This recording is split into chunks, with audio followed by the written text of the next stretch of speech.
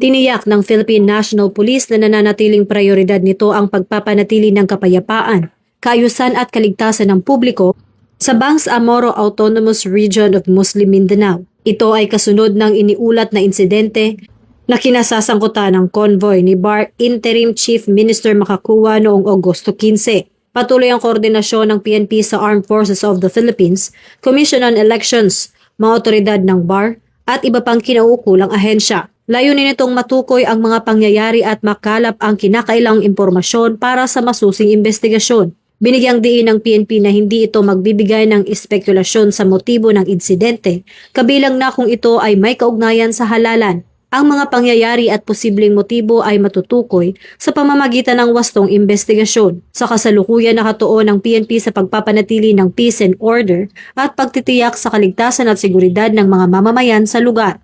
Hinihikayat naman ang publiko na manatiling kalmado at umasa lamang sa mga beripikadong impormasyon habang patuloy na tinutugunan ng mga kinaukulang ahensya ang sitwasyon.